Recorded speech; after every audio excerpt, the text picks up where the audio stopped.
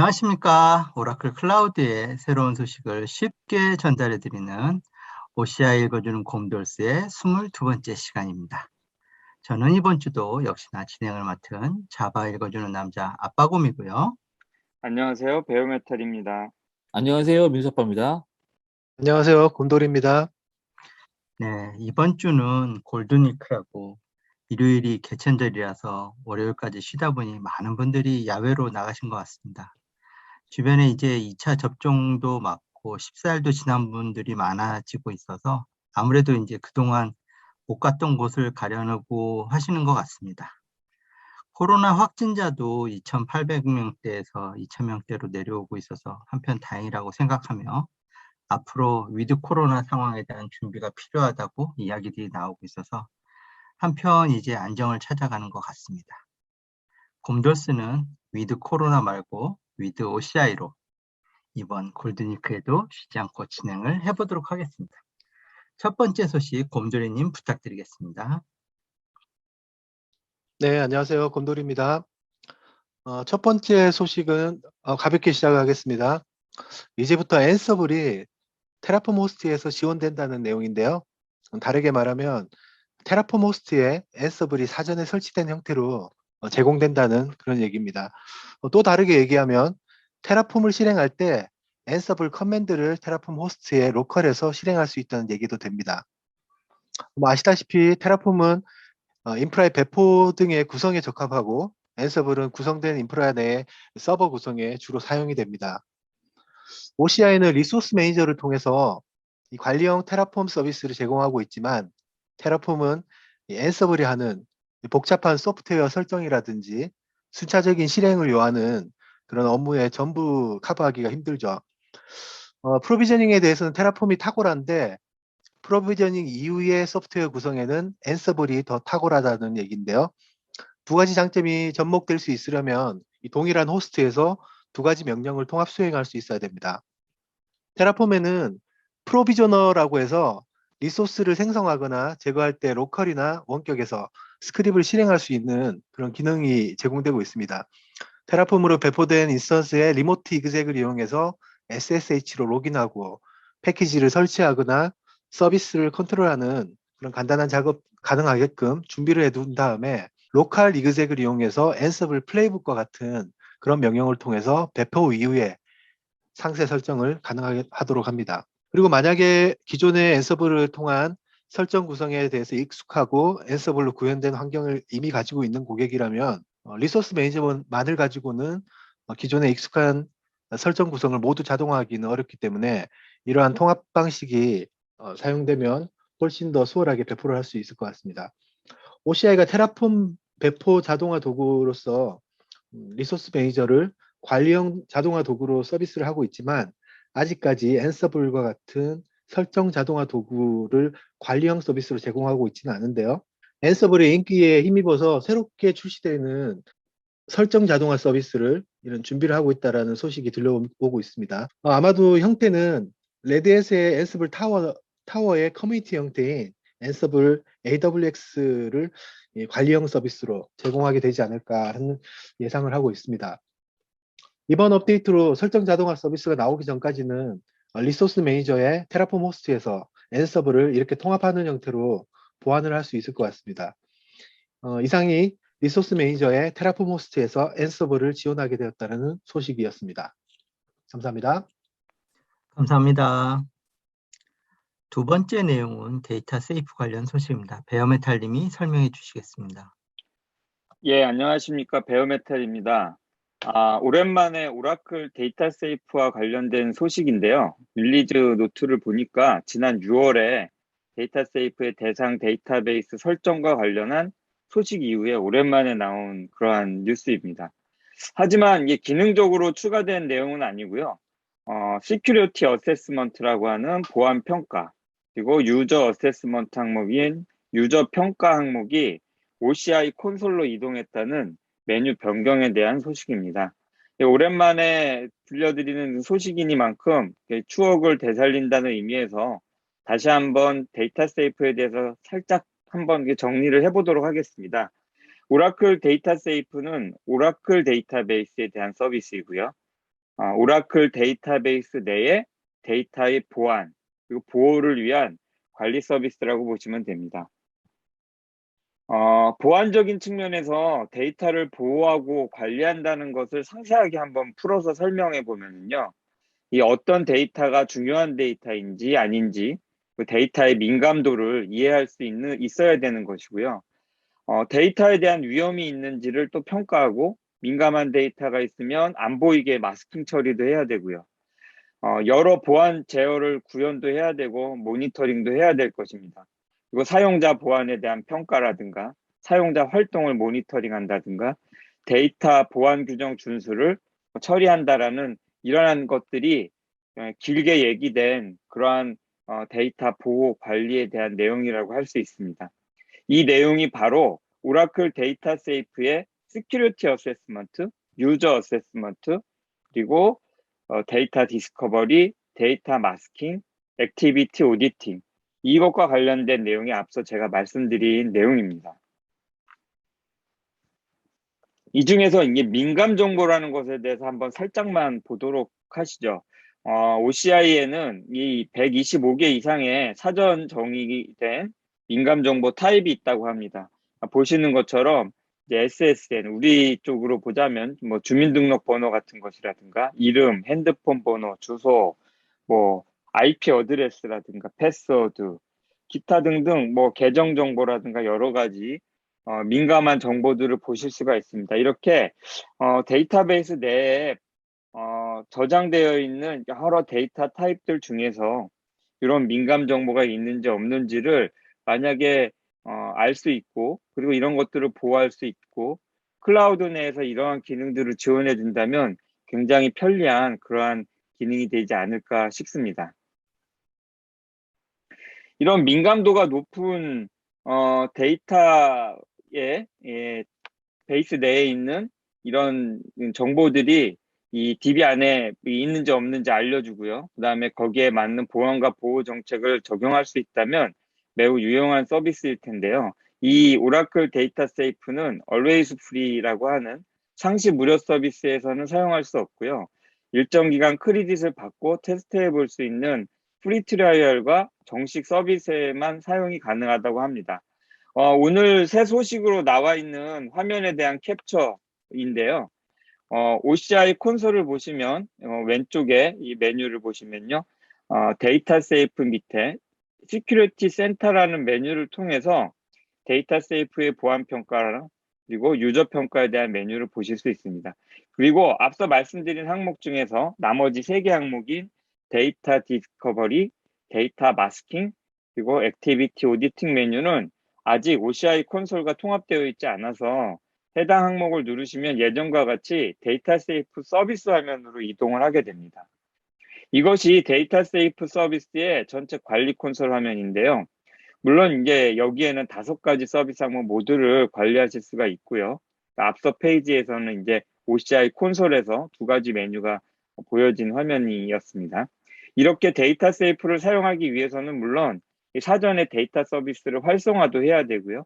그리고 두 번째로는 타겟이 되는 데이터베이스를 이렇게 관리하고자 하는 DB다라고 등록을 또 해야 되고 이런 과정들이 필요한데요. 화면은 이러한 사전 작업을 전부 마쳐졌다는 가정으로 데이터 세이프에 동작되는 화면을 보여드린 것이라 이렇게 이해하시면 될 것 같습니다. 저희가 이 데이터 세이프 관련해서는 라이브 랩스에 이 관련한 데모가 올라와 있습니다. 그래서 자신이 가지고 있는 유료 테넌트라든가 아니면은 프리 트라이얼을 신청한다든가 특히나 맨 마지막에 보면은 워크샵을 위해서 무료로 데모 환경도 제공을 하고 있으니까 관심 있으신 분은 꼭 한번 데모를 직접 해보시면 좋을 것 같습니다. 오른쪽에 있는 QR코드를 보시면은요, 바로 이 URL로 접속하실 수가 있을 것 같습니다. 오늘 업데이트 설명은 간략하게 이것으로 마치도록 하겠습니다. 감사합니다. 네, 감사합니다. 세 번째 내용은 오토노머스 DB 기능 추가 소식으로 베어메탈님이 설명해 주시겠습니다. 예, 베어메탈입니다. 오늘 소개할 업데이트는 오토노머스 데이터베이스의 보안 네트워크 연결해서 MTLS라고 하는 상호 TLS 연결을 지원한다라는 내용입니다. 유저는 이전에 TLS 설정과 함께 MTLS에 대한 설정을 사용할 수 있는데요. 오토노머스 데이터베이스는 기본적으로 MTLS를 설정하게끔 바뀌었습니다. 화면은 오토노머스 데이터베이스의 생성 화면인데요. 데이터베이스의 기본 요구 정보를 입력하면 네트워크 구성 부분에서 세 가지 액세스 타입을 지정하게 됩니다. 그래서 클라우드 내외에서 어디든 접속할 수 있는 첫 번째 항목인 Secure Access from Everywhere 이 체크가 되어 있고요. 그것을 보시면은 밑에 체크박스에 MTLS 인증 설정이 나오고 이는 기본적으로 체크가 되어 변경할 수가 없도록 그렇게 되어 있습니다. 두 번째 설정인 Secure Access from Cloud IP and VCNs only 이렇게 되어 있는데요. 이것은 특정 IP나 일단 VCN에서만 접속이 가능하게끔 그렇게 설정을 하는 것인데요. 이에 맞는 액세스 컨트롤 룰을 지정하게끔 되어 있고 이 경우에는 MTLS가 아니고 TLS 접속이 가능하게끔도 선택을 토글할 수 있게 되어 있습니다. 물론 이제 MTLS를 설정한 오토노머스 데이터베이스는 추후에 이제 TLS로 변경이 가능도 한데요. 그렇게 이렇게 변경을 하기 위해서는 액세스 컨트롤 리스트를 작성하거나 프라이빗 엔드포인트를 통해서 적용을 해야 됩니다. 그 화면이 바로 위에 있는 그런 변경 화면이라고 보시면 되겠습니다. MTLS는 이니셜 SSL, TLS 핸드쉐이크에 있어서 양쪽 당사자를 인증하는 데는 적합하지만 그 디지털 인증서의 이제 관리나 보안이 복잡하기 때문에 일반적으로 공용 웹사이트에 적합하지 않다는 그런 의견들도 있습니다. 대신에 이제 네트워크 장비나 또 IoT 센서라든가 PC 등과 같이 고정된 수의 클라이언트가 있는 환경에서는 MTLS가 굉장히 적합하다고 하는데요. 요새 또 마이크로 서비스 기반 어플리케이션을 보호한다거나 그리고 CDN을 사용하고 기업 데이터 센터가 있는 원본 서버 간의 연결을 보호하는데도 매우 유용하게 사용한다라고 얘기를 하고 있습니다. 이 마이크로 서비스나 또는 그 서비스 메시 기반의 아키텍처가 점점 이제 클라우드에 배포가 되고 있는데요. 따라서 이 신뢰할 수 있는 서비스에 대한 제어를 유지하는 것이 매우 중요하다고 합니다. 그래서 서비스와 수신 컨트롤러 간의 MTLS를 수행하는 것은 이 데이터를 변조하거나 또는 악성 서비스가 어플리케이션에 작동하는 것을 방지하는 좋은 방법이라고 할 수 있겠습니다. 이 하기의 URL을 보시면 MTLS가 무엇인지에 대한 유튜브나 백서 같은 것들을 보실 수가 있는데요. 물론 다른 자료들도 인터넷상에 많이 검색이 되니까 요 TLS와 MTLS에 대한 상세한 내용을 보시기 위해서는 또 작동하는 방식에 대한 부분들은 그러한 자료들을 참고하시면 좋을 것 같습니다. 이상으로 간략하게 오늘의 설명 마치도록 하겠습니다. 감사합니다. 네, 감사합니다. 네 번째 뉴스는 파일 스토리지 관련 새 소식입니다. 이번 내용은 곰돌이님이 설명해 주시겠습니다. 네, 안녕하세요. 곰돌입니다. 이번 소식은 파일 스토리지 서비스에서 전송 중에 암호화하는 것에 대한 새로 개선된 버전에 대한 소식입니다. FSS로 줄여서 부르는 이 파일 스토리지 서비스는 OCI의 관리형 NAS 서비스죠. 공유에 사용되는 서비스는 NFS를 사용하고 있고요. 클라이언트는 NFS로 엑스포트된 경로로 마운트를 해서 사용하게 됩니다. 전송 중 암호화를 지원하려면 클라이언트에 OCI FSS Utils라고 하는 그 특수한 패키지가 필요합니다. 이 패키지를 설치를 한 다음에 마운트를 할 때 OCI FSS 옵션을 주면 TLS로 암호화된 터널을 통해서 연결이 되는 그런 컨셉입니다. 바로 그림을 보면서 한번 설명을 이어가겠습니다. 지금 보시는 화면은 지난 8월 15일 방송되었던 OCI 읽어주는 곰돌스 16회차에 소개되었던 내용입니다. 당시에 OCI FSS Utils 1.0의 마이너 버전인 버전 20을 소개하면서 대폭 개선된 암호화 기능 소개와 함께 이 전반적인 전송 중의 암호화가 어떻게 수행되는지 자세한 설명을 드렸습니다. 간추려서 설명을 다시 하자면요. 전송 중 암호화를 지원하는 OCI FSS Utils라는 패키지를 클라이언트에 설치하면 새로운 네트워크 네임스페이스와 OCI FSS 포워더라고 하는 TLS 프락시 역할을 하는 프로세스가 실행이 되면서 별도의 네트워크 인터페이스가 NFS 연결의 엔드포인트로서 고유한 IP와 함께 제공이 되고요. 연결이 됩니다. 이 노출된 기본 네트워크 인터페이스의 뒷단에 있기 때문에 이 OS의 커널에는 IP 포워드 옵션이 활성화되어야 되겠고요. 마운트 타입의 OCI FSS를 주면 패키지로부터 새로 생긴 인터페이스를 통해서 암호화된 통신을 하는 것을 확인하는 절차까지 지난 방송에서 소개를 해드렸죠. 그렇다면 지금 소개되는 이 뉴 릴리즈라는 이 소식은 바로 OCI FSS Utils의 새 버전을 얘기하는 거고요. 버전 1.0의 마이너 버전 번호 21로 소개되면서 여기서 제공하는 암호화가 FIPS, Federal Information Processing Standard Compliance라고 하는 이 미 연방 정보 처리 표준의 준수 사항을 충족하는 이 승인된 암호화 기술을 탑재하고 있다는 그런 설명입니다. 그래서 새로운 버전을 적용하기 위해서는 새 패키지를 설치한 다음에 리마운트를 하게 되면 바로 적용이 가능하고요. 보다 자세한 설명이 필요하신 분들은 16회차 방송분을 다시 한번 참고하시면 도움이 될 것 같습니다. 이상으로 FSS의 전송 중 암호화의 새 버전에 대한 소개를 마치겠습니다. 네, 감사합니다.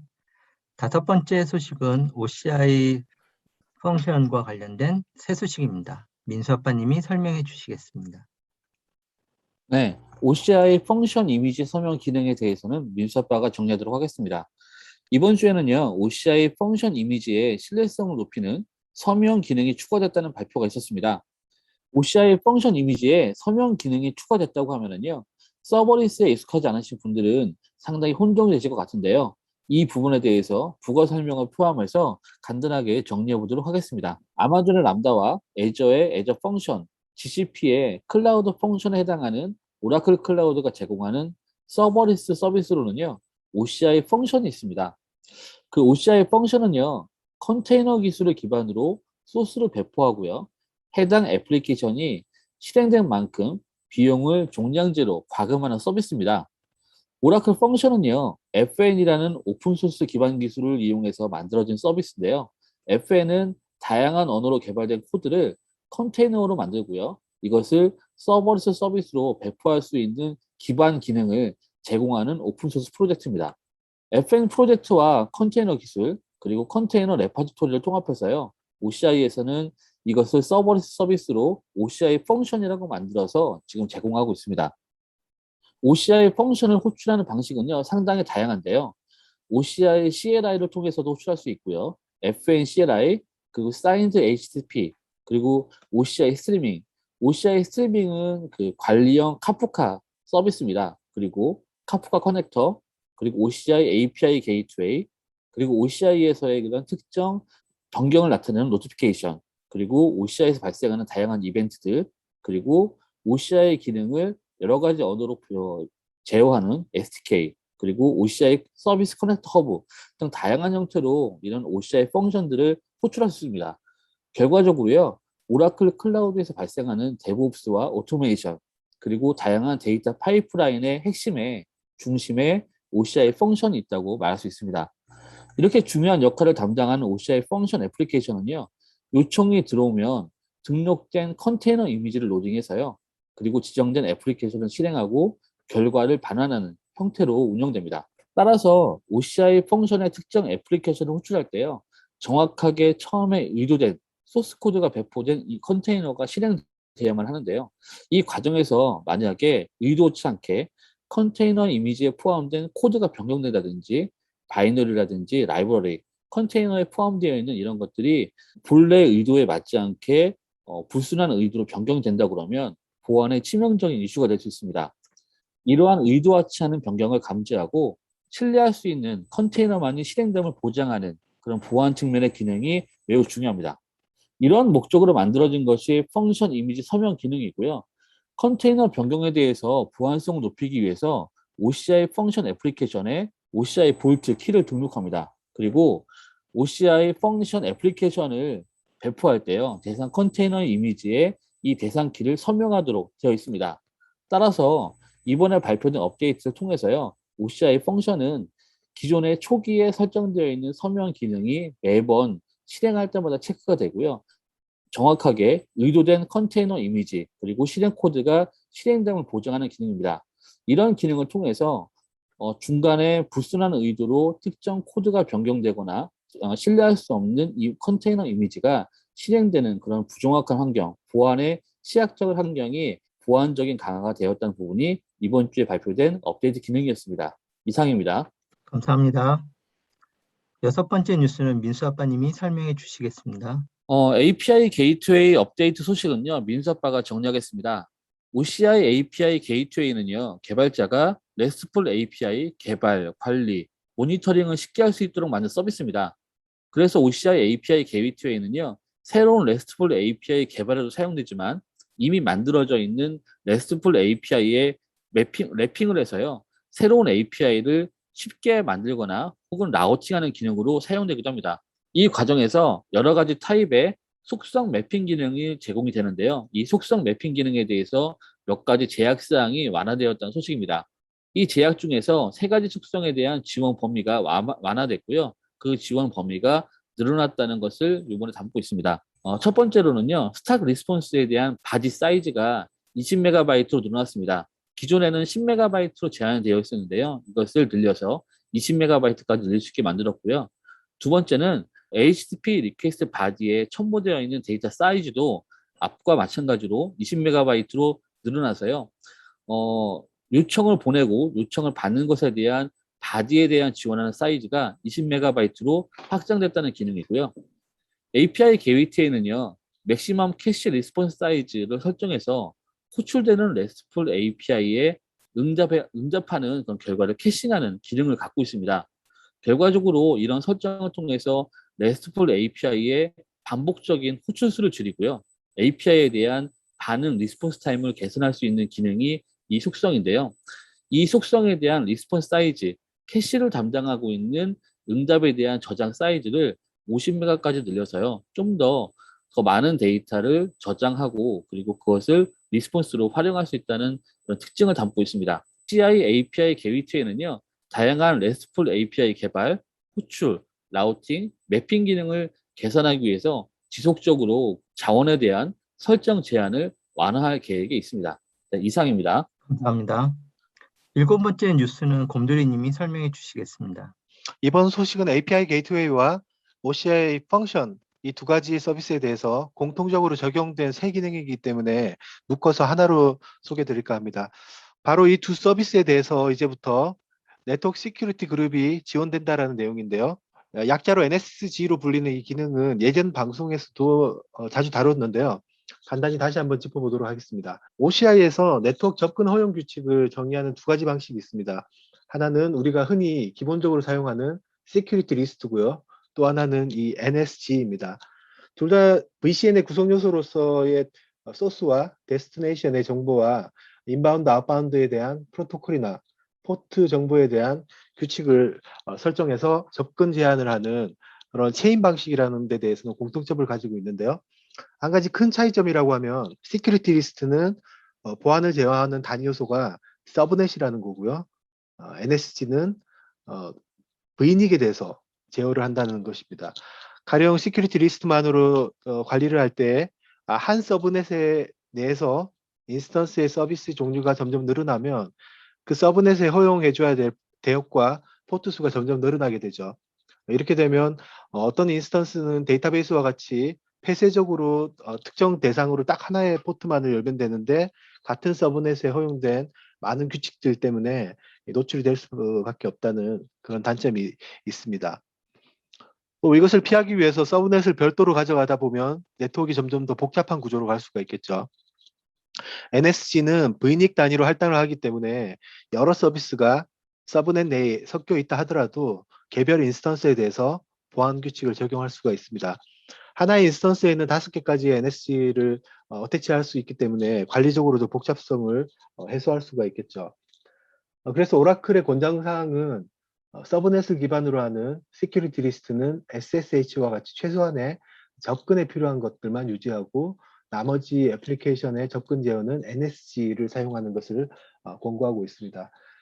그러면 여기서 이 NSG 기능이 API 게이트웨이나 OCI 펑션에서 지원된다는 것이 어떤 의미인지 한번 따져봐야 되겠습니다. 이전까지 NSG의 보안 규칙은 인스턴스의 vNic에 대해서 적용된다라고 말씀을 드렸는데요. 그렇기 때문에 이 NSG의 붙이는 대상은 인스턴스였습니다. 특정 서비스가 아니었다는 거죠. 이번에 추가된 내용은 이 두 서비스에 대해서도 NSG 규칙을 적용할 수 있게 되었다라는 그런 설명입니다. 설정을 한번 살펴볼까요? 설정은 매우 간단합니다. 먼저 해당 서비스에 어태치하기 위해서는 NSG를 미리 만들어야 되겠죠. VCN으로 가보면 리소스 아래에 네트워크 시큐리티 그룹 항목이 보입니다. 선택한 후에 Create Network Security Group 버튼을 누르면 기본 정보로 식별할 수 있는 이름을 지정하면 다음 화면에 보안 규칙을 입력하라는 메뉴가 나타납니다. 첫 번째 인그레스에 나타나 있는 소스 타입을 정해주게 되는데요. 타입은 세 가지가 있습니다. IP 대역으로 익숙한 사이드 블럭, 그리고 서비스 타입은 오라클 서비스 게이트웨이로 연결되어 있는 리전 내 서비스 네트워크나 오브젝트 스토리지를 선택할 수가 있고요. 마지막으로 NSG는 소스 자체가 다른 NSG를 선택해서 소스로 지정할 수가 있습니다. 나머지 프로토콜을 지정하거나 데스티네이션 포트를 지정하는 방법은 시큐리티 리스트와 동일합니다. 이그레스 규칙 또한 마찬가지고요. 여러 규칙을 지정할 필요가 있을 때는 오른쪽 하단에 Another Rule을 클릭해서 추가하게 됩니다. 이렇게 NSG가 생성되었다면 해당 서비스에서 NSG를 어태치 해줘야지 적용이 되는데요. 보시는 그림은 오라클 펑션에 어플리케이션 하나 생성했습니다.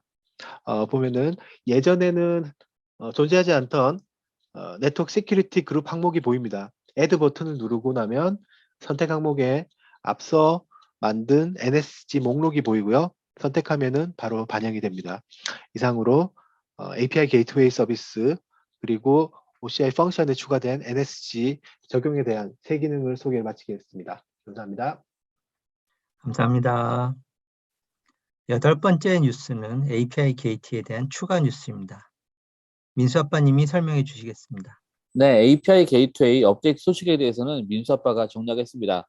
OCI API 게이트웨이에는요, 개발자가 RESTful API 개발, 관리, 모니터링을 쉽게 할 수 있도록 만든 서비스라고 요약할 수 있는데요. 이 API 게이트웨이 서비스에 HTTP 응답에 페이로드를 압축하는 기능이 추가됐다는 발표가 있었습니다. 여기서 갑자기 페이로드라는 단어가 딱 나오면은요, 굉장히 좀 어색하게 느껴지시거나 좀 느낌이 안 오실 수 있을 텐데요. 이 부분에 대해서 간단하게 소개하겠습니다. 우리가 일반적으로 브라우저에서 서버로 특정 웹페이지를 로딩하기 위해서 다음과 같은 URL을 발송을 한다 그러면요. 서버와 브라우저 사이에서는 다음 이미지와 같은 HTTP 리퀘스트와 HTTP 리스폰스가 서로 교환을 합니다. 상단에는요, 키 밸류 형태로 만들어져 있는 헤더가 발생을 하는 것을 볼 수 있고요. 그리고 한 줄을 건너뛰고 본문이 들어가 있는 것을 볼 수 있습니다. 저희는 이것을요, 앞부분에 있는 것을 헤더라고 얘기를 하고요. 그리고 한 칸 띄고 들어가 있는 메시지를 저희는 body라는 표현으로 일반적으로 얘기를 합니다. 여기에서 저희가 HTTP 리퀘스트와 HTTP 리스폰스에서의 그런 body라는 정보를요, 다른 말로 표현하면 페이로드입니다. 일반적으로 페이로드를 얘기할 때는요, 부가적인 메타 정보를 제거하고 그 어떤 데이터에 대한 본체 정보가 포함되는 것을 보통 저희가 페이로드라는 표현을 쓰는데요.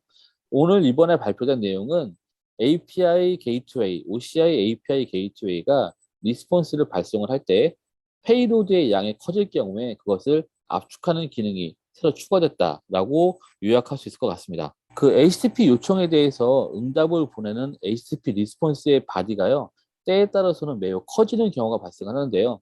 이 경우에 응답 속도가 지연되는 문제가 발생할 수 있고 전체적으로 성능이 저하되는 문제가 발생할 수 있습니다. 이러한 문제를 조금이라도 줄이기 위해서는요, 메시지 바디의 크기를 줄여야 되는데요. 그럴 경우에 이 바디의 이 페이로드를 지집으로 압축을 해서 전송을 하면 네트워크에 대한 전송 속도를 상당히 줄일 수 있고요. 그리고 이것을 통해서 성능 개선 효과를 볼 수 있습니다. 이번에 추가된 옵션은요, API 게이트웨이가 요청하는 HTTP 리퀘스트의 리퀘스트 헤더예요. accept encoding GZIP이라는 그런 헤더를 추가해서 요청을 발송을 하면 그것에 대한 응답에 대한 바디, 페이로드가 GZIP으로 압축돼서 전송된다는 것을 요약하고 있습니다. 이번 API 게이트웨이 업데이트는요, 응답 메시지가 커서 성능 저하가 발생할 경우에 요청 헤더에 accept encoding GZIP을 사용하면 성능 개선을 볼 수 있는 옵션이 OCI API 게이트웨이에 추가됐다고 요약할 수 있습니다. 네, 이상입니다. 감사합니다. 9번째 뉴스는 엑사CC에 대한 뉴스입니다. 베어메탈님이 설명해 주시겠습니다. 예, 오라클의 엑사데이터는 아마 모르시는 분들이 거의 없을 겁니다. 이 엑사데이터가 초기에 V2, X4 등 여러 버전을 거쳤는데요. 이게 X8M, 그러니까 X8M까지 발전이 되어 왔습니다. 이번에 공식적으로 X9M 버전, X9M 버전이 출시되었다는 그러한 소식입니다.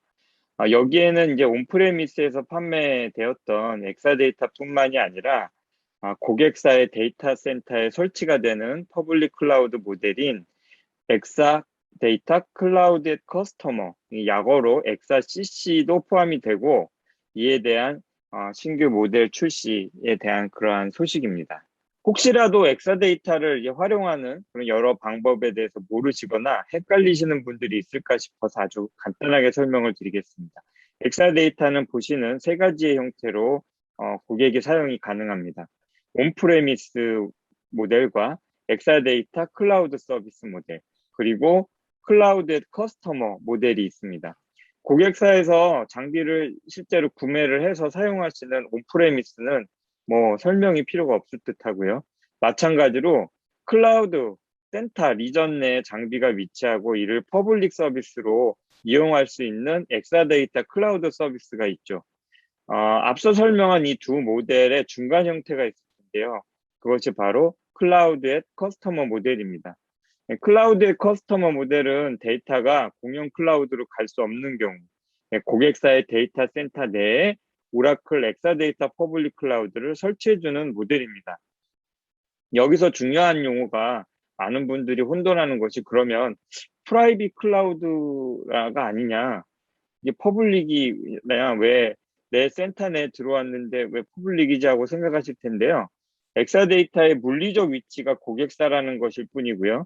인프라 관리와 구성 등 운영과 관련된 것은 퍼블릭 서비스와 동일하기 때문에 이것은 퍼블릭 서비스라고 할 수 있습니다. 물론 이 서비스를 구매하신 해당 고객만 사용하는 것이기 때문에 공용인 쉐어드 서비스가 아니고 전용인 데디케이트 서비스라고 할 수 있겠습니다.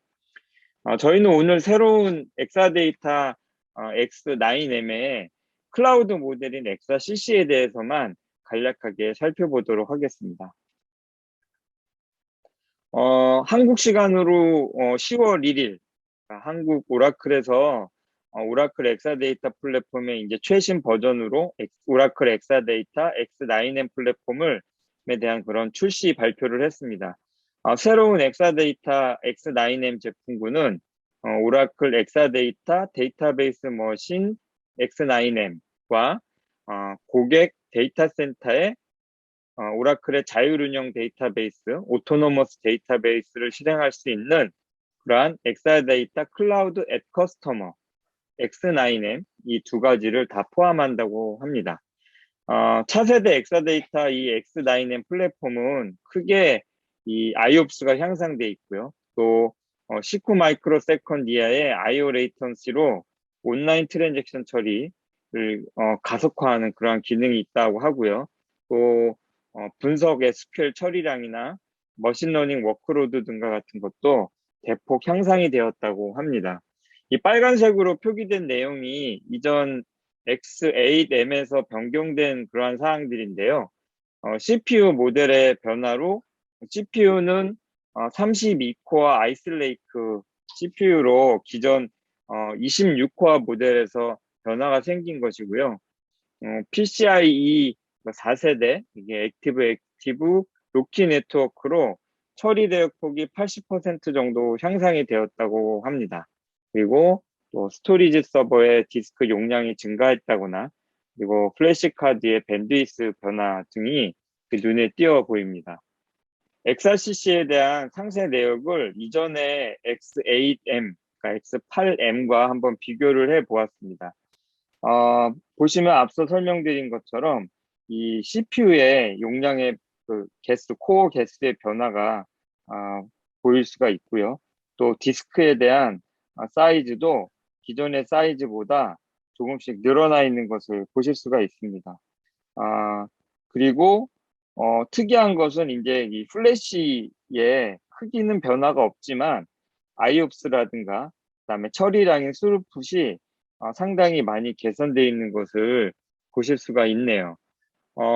또한 여기서 이제 특이한 점 하나가 베이스 모델인데요.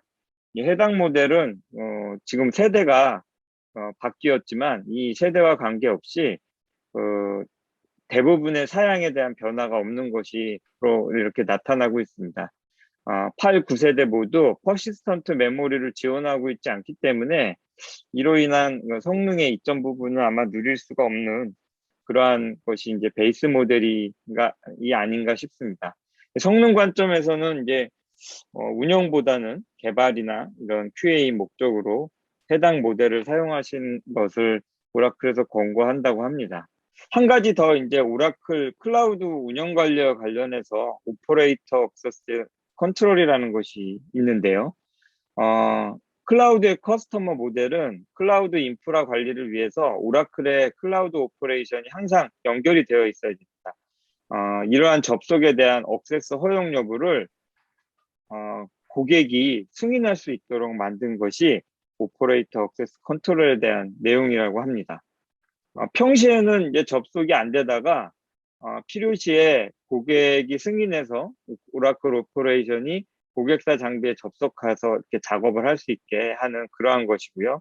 물론 이러한 작업에 대한 커맨드라든가 키스트로크에 대한 내용은 모두 기록이 되어지고 또 고객이 관찰할 수 있다고 하고요. 고객에 의해서 만약에 뭐 접속에 커맨드에 이상이 있다거나 좀 이상한 현상을 만약에 보인다 이럴 때는 고객이 터미네이트도 할 수 있는 그런 권한도 주어지고 있다고 하니까 굉장히 이 보안을 우려하는 고객들에게 이 확실한 이 보안 요건을 제공한다라는 점에서 매우 고무적인 그런 기능이 아닌가 싶습니다. 그 세대가 변하게 됨으로써 발생된 개선된 어떤 스펙상의 변화라든가 그리고 오퍼레이션과 관련된 내용 이 크게 두 가지의 사항에 대해서 신규 X9M에 대한 소식을 전달해 드렸고요. 사실은 굉장히 많은 부분에서 변화가 있었고 또 이제 여러 가지 이 클라우드 상에서의 추가적인 것들이 있지만 이러한 부분들은 추후에 기회가 된다면 OCI 일고두는 곰돌이를 통해서 상세에 대한 내용에 대한 설명이라든가 또 관련된 링크 정보를 계속해서 업데이트 해드리도록 하겠습니다. 이상으로 간단하게 새로운 XRCC에 대한 모델 소식 마치도록 하겠습니다. 감사합니다. 감사합니다.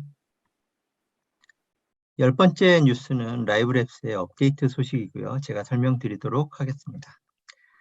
ID 887번 라이브랩스는 OCI AI 랭귀지 서비스의 활용법을 소개하는 실습 문서입니다. 그동안 OCI는 인공지능을 개발하는 클라우드 인프라와 개발 환경을 클라우드 서비스 형태로 제공해 왔습니다. 최근에 사전 학습된 인공지능 모델을 제공하여 API 형태로 제공하는 서비스를 공개하기 시작을 했습니다. 그 첫 번째 인공지능 모델 AI 서비스가 AI 랭귀지 서비스입니다. AI 랭귀지 서비스는 자연어를 처리하여 언어 감지, 감성 분석, 키워드 추출, 개체명 분석, 텍스트 분류하는 기능을 제공합니다. 이번 ID 887번 라이브랩스는 OCI AI 랭귀지 서비스를 OCI 콘솔, RESTful API, 파이썬 OCI SDK로 호출하고 활용하는 방법을 소개하고 있습니다. 실습 시간은 약 2시간 정도 걸립니다. ID 879번 라이브랩스는 OCI NoSQL 서비스의 활용법을 소개하는 실습 문서입니다. 오라클에 NoSQL 기술이 있는지 의아해하시는 분들이 있으신데요. 오라클은 NoSQL에서 전통적으로 유명한 버클리 DB를 15년 전부터 개발을 해왔고요. 버클리 DB 자바 에디션을 확장하여 오라클 NoSQL 기술을 개발해 왔습니다. 오라클 NoSQL 솔루션을 완전 관리형 서버리스 서비스로 공개한 서비스가 OCI NoSQL입니다. OCI NoSQL은 키밸류 스토어와 도큐먼트 DB의 특성을 모두 제공하는 NoSQL입니다. ID 879번 라이브랩스는 OCI NoSQL로 테이블을 만들고 이 데이터를 파이썬 애플리케이션이 사용하는 과정을 소개를 합니다. 아마존 다이나모와 몽고DB의 특징을 모두 제공하는 OCI NoSQL 사용법과 활용법이 궁금하신 분들에게 추천하는 실습 문서입니다. ID 875번 라이브랩은 오라클 21C에서 제공하는 블록체인 테이블을 OCI ATP 데이터베이스에서 활용하는 방법을 소개하는 실습 문서입니다. 블록체인 기술의 핵심은 원장에 기록된 데이터를 수정할 수 없다는 특징입니다. 그러나 블록을 만들고 체인을 구성하여 원장을 처리하는 기술적인 특징으로 처리 속도가 크지 않다는 어려움이 존재합니다. 이러한 문제를 해결하기 위해서 오라클 데이터베이스 21C는 데이터를 수정할 수 없는 블록체인 테이블을 기능을 제공을 합니다. 이 기능은 오토노머스 DB인 ATP에서 실습하고 이 테이블을 에이펙스 어플리케이션에서 사용하는 과정을 소개를 하고 있습니다. 원장 데이터의 불변성과 높은 데이터 처리량에 대한 고민, 그리고 블록체인과 관계형 데이터베이스의 강점을 결합한 아키텍처에 관심이 있는 분들에게 추천하는 문서입니다. 이것으로 이번 주 라이브랩스 소개를 마치도록 하겠습니다. 자, 발표는 모두 끝났고요. with OCI란 이름으로 여러분 22회차에도 다양한 소식들을 전해드렸습니다. 금주는 이슈가 많아서 좀 길어졌는데요. 골든위크 내일까지 즐거운 시간 되시고 시간 나실 때 라이브랩스 하나씩 보시길 권해드립니다. 오늘도 깊어져가는 가을에 같이 해주셔서 감사합니다. 오늘 저희 설명을 듣고 궁금하시다고 생각되는 질문은 꼭 댓글로 남겨주시고요. 이상으로 OCI 읽어주는 곰돌스 22번째 시간을 마치도록 하겠습니다. OCI 읽어주는 곰돌스가 유익하다고 느껴지신다면 구독, 좋아요, 알림 설정 부탁드리겠습니다. 지금까지 OCI 읽어주는 곰돌스의 아빠곰 베어메탈 민수 아빠. 곰돌이었습니다. 네, 감사합니다. 네, 네, 수고하셨습니다. 수고하셨습니다.